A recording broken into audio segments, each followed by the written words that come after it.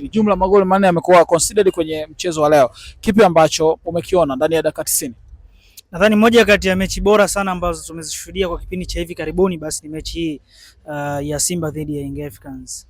Of course kumekuwa kuna hoja nyingi kuhusu mabadiliko ya uwanja, lakini kwangu mimi nadhani katika hali ya kuheshimisha juhudi ama jitihada za wawekezaji wa miundombinu, nadhani kitu ambacho Simba imekifanya kupeleka mchezo wenye hadhi kubwa kwenye uwanja wa Meja Jenerali Samuel, kwangu mimi imekuwa ni taswira ya kuwaheshimisha JKT ambao wameweza kuinvest na kuwekeza kwa asilimia kubwa kwenye uwanja wa Meja Jenerali Samuel. Tafsiri yake ni nini?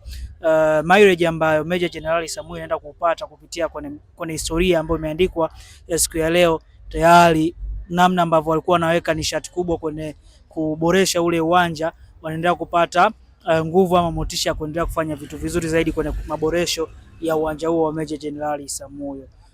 Tunaweza tukasema kwamba Yanga walikuwa bora, maana wametoka nyuma ya magoli mawili na wameweza ku-equalize, lakini walishika mechi kuanzia kipindi cha pili na kipindi cha kwanza mwishoni. Nadhani Pedro Goncalves licha ya kwamba hakuanza vizuri mchezo, lakini baadaye akajua nini cha kufanya, ndio maana tukaona mechi kabadilika kwa asilimia kubwa.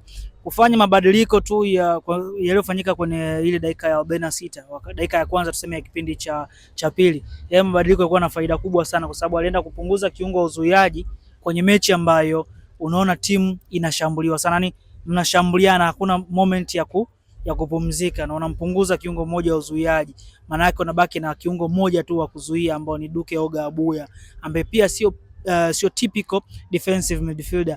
Huwa anahitaji kupata partner ya defensive midfielder ili aweze kudeliver kitu kikubwa sana kwenye maboksi yote ya uwanja, lakini Pedro akafanya mabadiliko na kumpumzisha Damaro, kumwacha Duke Oga Abuya. Tafsiri yake ni kwamba hajaenda tena kuzuia, kaopt kwenda kushambulia.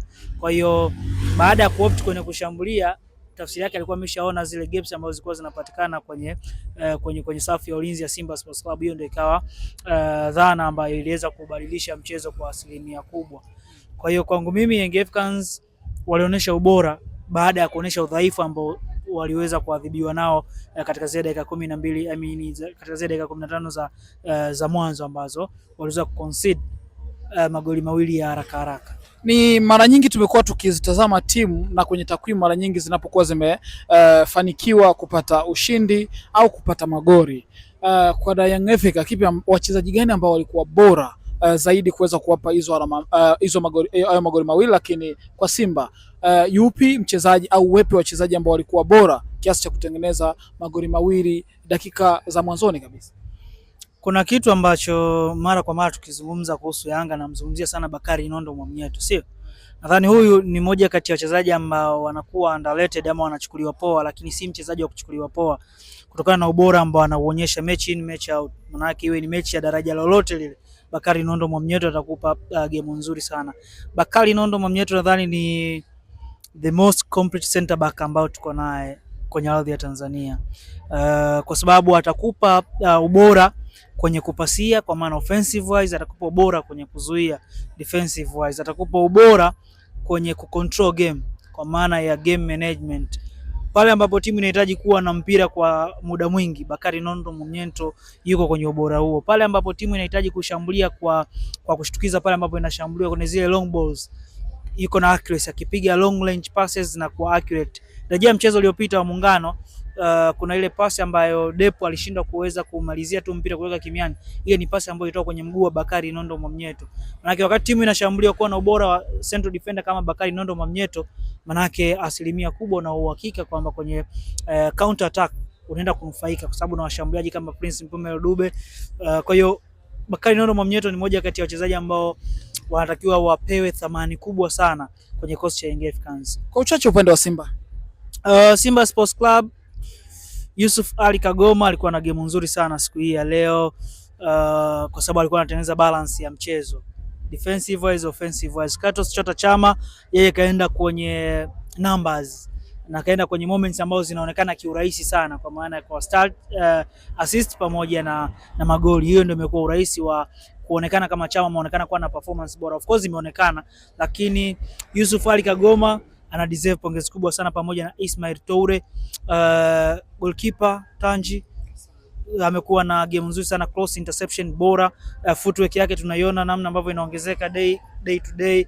Ismail Toure performance bora, lakini kwa upande wa Young Africans tutakuwa atumtendee haki Prince Mpumelelo Dube kwa performance ambayo anaitoa kwenye eneo la ushambuliaji. Alikuwa na game nzuri sana siku hii ya leo. Sabu za Pedro Goncalves, respect, zimekuja kutibu vitu vingi vilivyokosekana kwenye mchezo. Tuzungumzie kwa uchache goli la Clatous Chota Chama, ambalo goli mashabiki wengi wa mpira wanasema lilikuwa goli moja wao sana. Utakuwa una uenda wazimu, yani atakuwa na uenda wazimu yoyote yule atakayetaka kulicriticize goli la Clatous Chota Chama, kwa sababu hakuna moment yoyote ambayo unaweza ukapinga ubora ile goli. Angalia namna ambavyo yeye mwenyewe ndo alianzisha move. Clatous Chota Chama akatoa pass kwa Mpanzu Eli, lakini akakimbia tena kwenda kumalizia ile movement ambayo ameianzisha, na Mpanzu pia akatoa assist bora, tunaweza kuitema chop pass hiyo ambayo Clatous Chota Chama akaenda kuiunganisha katika staili ya kipekee. Kwa hiyo Chama akafunga goli bora, wakati huo imetolewa assist bora, na pia akatengeneza moment bora kwa sababu ilianzia mguuni kwake na kaenda kuimalizia yeye mwenyewe. Kwa hiyo Clatous Chota Chama anaendelea kudhihirisha ubora ambao alikuwa nao. Kuna hii nimeichukua kwa brother wangu Tagato anasema Chama is always late. Yani Chama alicheza Simba akaenda Young Africans kwa maana kwenye green and yellow, lakini hakudeliver kile ambacho tunaanza kukiona hivi sasa, na akaenda Singida karejea kwenye red team. Tumeona performance bora ambayo anaitoa katika msimu tangu ameingia dirisha hili dogo. Chama ndo amekuwa brain ya Simba Sports Club kwenye kuachieve matokeo ambao wanayapata Simba Sports Club. Kwa hiyo kimsingi Tagato anasema kwamba Chama is always late. Yani atazunguka kote bado Chama ataendelea kuwa na damu ya Simba Sports Club. Yani ni mpenzi. Haendi kucheza kama kazi. Anaenda kucheza kama kazi, lakini pia anaenda kucheza kama shabiki ama mpenzi wa Simba Sports Club.